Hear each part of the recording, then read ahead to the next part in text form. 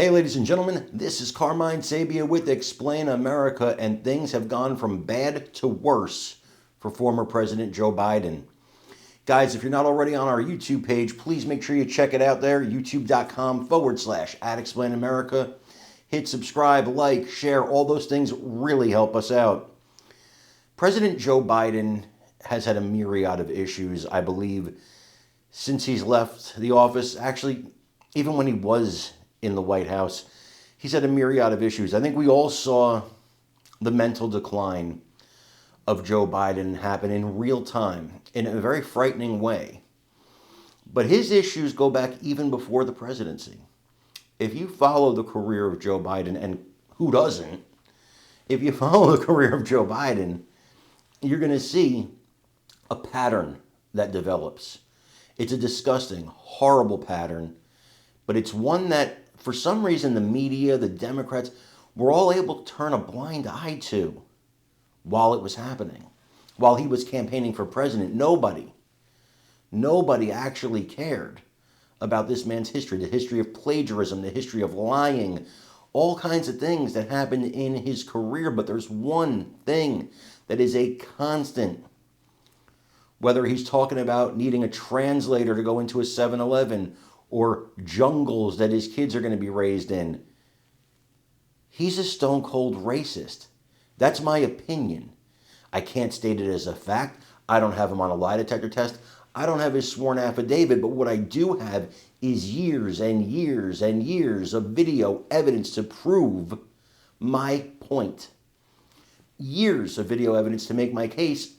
And every time this guy comes out of his cave, every time he's done hibernating, he says something else that helps prove the case.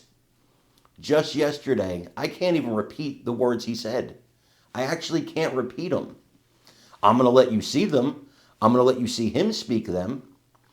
But he used a very derogatory way to describe people of color during a speech yesterday. Now, it was the common term in his day, okay, but you were the president like 5 minutes ago, dude. You don't know that things have changed? I don't buy into that whole thing. I don't buy into, you can call it the group this today, but then tomorrow you can't call them that, but now this is the new preferred term. I don't play that game. But the Democrats do. And so if you're going to play by that game, you have to live and die by that game. And as Jesse Waters says here so eloquently, this guy is like the Ebola of the Democrat Party. I want you to take a look at this and let me know what you think in the comments. And paid for most of it. After that, it was some of the greatest hits. Well, that's what you're all about. That's what the legislation is about. It's about dignity. Simple dignity. Everyone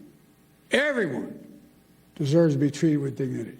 By the way, those 300-year-old folk getting that Social Security, I want to meet them because I like to figure out how they live that. Hell of a thing, man.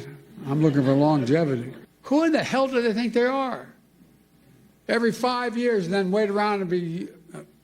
no.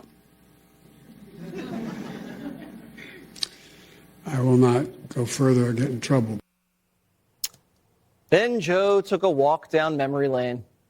I had never seen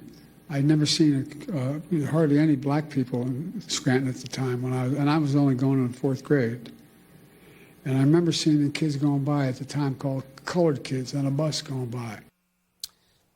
Democrats don't want to be anywhere near Joe. He's like political Ebola. Even when he tries to slam Trump, doesn't slap.